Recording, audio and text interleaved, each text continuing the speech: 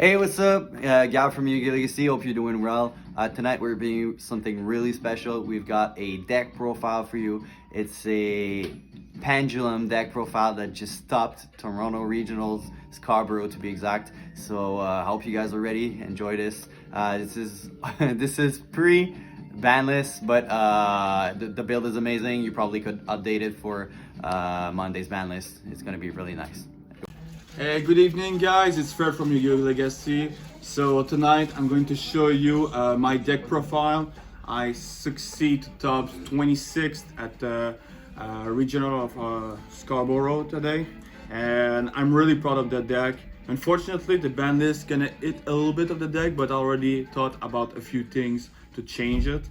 But still, this deck, mythical Endymion pure deck, okay, really powerful and really underestimated deck.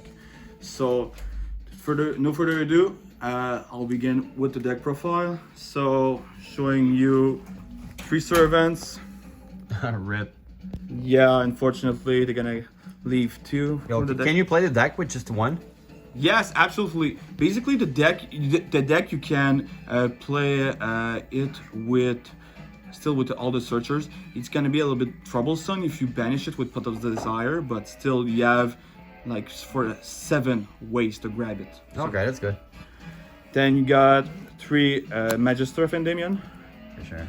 3 Reflection of Endymion. Oh my god, 3 of these. Yeah, 3 of these. Why 3? One weakness of the deck is when you have to go second, and this card basically can do either a pseudo chronograph sorcerer by special summoning one of your Endymion or medical beasts from your hand, or if it's special summon, then you can bounce an opponent card and one of yours and maybe one of your scale, so you can stack extra spell counters. Sounds good. It's really good.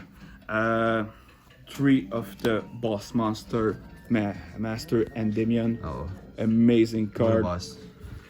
Afterwards, 3 King Jackal, so you monster negation with 3 Cerberus, with your tutor for Medical Beast.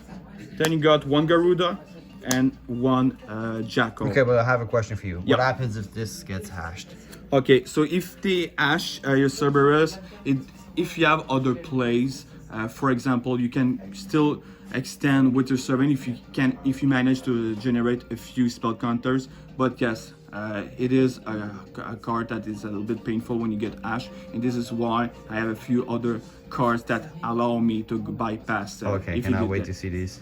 So that's that's the monster lineup. Pretty standard, really, for pure builds. Next, we'll go with the spells. Compared to many other builds, I have a few tech choices suggested by one of my colleagues from Yu-Gi-Oh! Legacy and a few friends from our locals. Really good choice actually for a medical.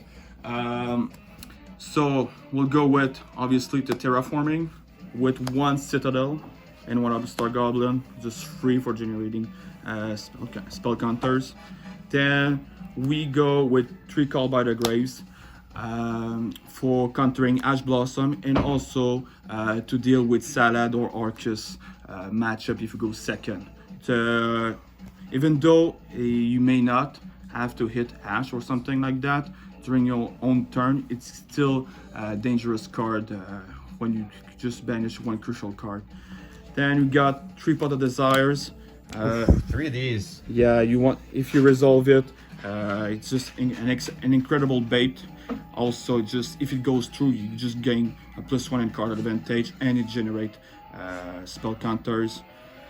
3 Spell Power Mastery, your main tutor for your deck. 3 Mythical Institution. Fun fact, this card is a soft once per turn, meaning if you have 2 Mystical Institution, you can have both search in the same turn. Really good. And now here's the spice. I'm not playing Into the Void. I was playing it for a long time with it, and then I realized that one big problem of the deck is generating enough spell counters to resolve your plays. But Into the Void will just allow you to dig, and if you get too many Pendulum monster, you won't be able to do so. So instead of the Into the Void, I'm playing 3 mythical, mythical bestiary. Cards is amazing. Wow. The reasoning behind it is all your cards, especially the Endymion cards, requires 3 spell counters. So if you don't have spell power mastery with your servant or magister, you need at least 3 other cards in order to have 3 spell counters on your servant, while you just need servant and mythical bestiary. For those who don't know what this card does, you mill 2 cards and target one of your cards that can have a spell counter on it, and you put 2 spell counter on it. And then, since it's a spell, you give an extra spell counter, so 3 right off the bat. And there's also a secret second effect, and it helped me to win one game. Basically, if this card is destroyed by opponent card effect, you can special summon one monster that can have a spell counter from your deck, and you put 2 spell counters on it. So you can summon Master Endymion or King Jackal, ready to negate something. That's good. I highly recommend it, and probably even after the post-ban list, this should be tech and pure mythical Endymion. Honestly, this card saved me so many So games. that's a 3 of. Yeah, honestly, every time I saw this card, it helped me win the game.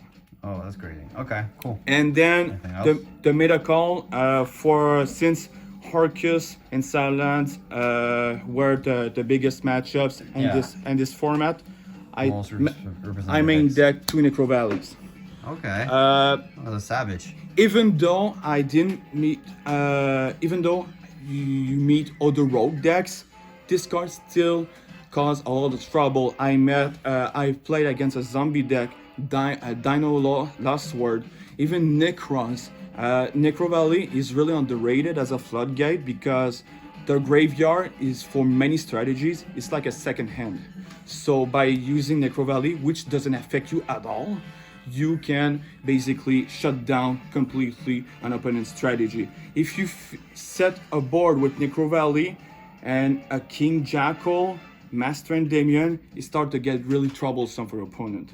So probably for the next format, you need to be reconsidered. We'll see what's gonna be the best decks, but for that format, it was an amazing call. Really a shout out for my friend Jesse, Gabriel, and Simon for calling this card. Okay. Now, onto the side deck. No traps? No traps. How many cards? That's 40 cards. 40 cards? Yes. So. Why no upstart? Huh? Why no upstart? Oh, there was one upstart, my friend. Okay, I missed Yeah. it. Sure. Side deck. Nibiru, powerful card, obviously against combos, because the deck can play against if they go second, but they do struggle instead of going first. So Nibiru helps you to go against combo deck. Dark Ruler No More, especially with Mirror Match, is really good against other combo decks like Burning Abyss, Rock. It's really good. Red Reboot, you want to stop the floodgates. Evenly Match, if you succeed to resolve it, most of the time it's going to help you win. Excellent against Orcus and most matchup in general. And 2 Pankratops, really generic, and also you can Pendulum summon it. These are going in. And then the last one, Secret Village. Superb card if you go against the Sky Striker matchups. It shut down a lot. Also, it can protect you because one weakness of the deck is super polymerization. Twin Twister can also be bothersome. So that way, with Secret Village, you can protect yourself against these threats. Giving out the real tips. Oh yes. Cool. So that's it for the side deck. Okay, onto the extra. Yeah, extra deck.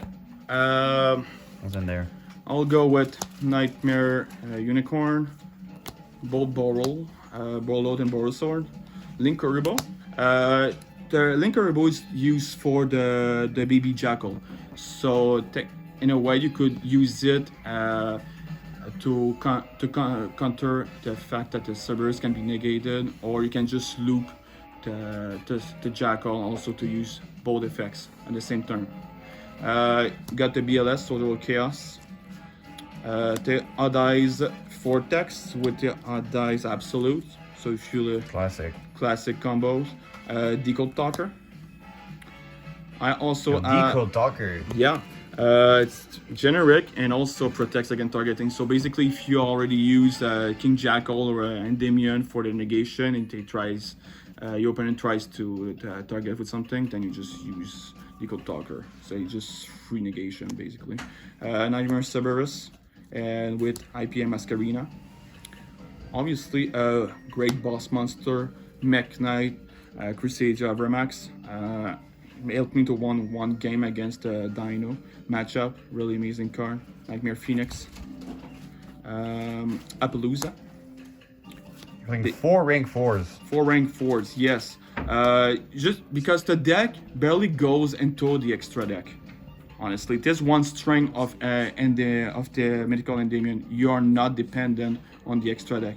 Of course, if you resolve this last one, Electromite, it does helps you push. Rest in peace. Yes, rest in peace. But still, the deck is playable even without Electromite. It does help. It did help the deck, but it was not necessary. Okay. That's pretty much it for the extra deck. Honestly, even though post-ban lists, Servant of Endymion falls into one, I've already considered a few other options, notably Magical Abductor. It really helps. It does a similar purpose, but you still, if you still can add Servant of Endymion from a few ways from the deck, so it's okay. The deck is not dead. The deck is playable. Anything else you would change? Any shoutouts? I would say changing. Well, obviously the post-ban list, side deck and Necro Valley might be to reconsidered, but Mythical Bestiary, really happy of that for that card choice. It really helped me out way better than Into the Void. Regarding shoutout, I want to shout out my own team, Yu-Gi-Oh! Legacy. I want to shout out also to our locals and Montérégie, also the game from Montreal. So that's pretty much it. Hopefully you enjoy the deck profile. I know it's just a few days before the new ban list and new format, but still, I really believe this deck is still really good. Yeah, it's ban list. inspiration for a new format. Yeah, hopefully you enjoy it. Thank you guys. Bye-bye.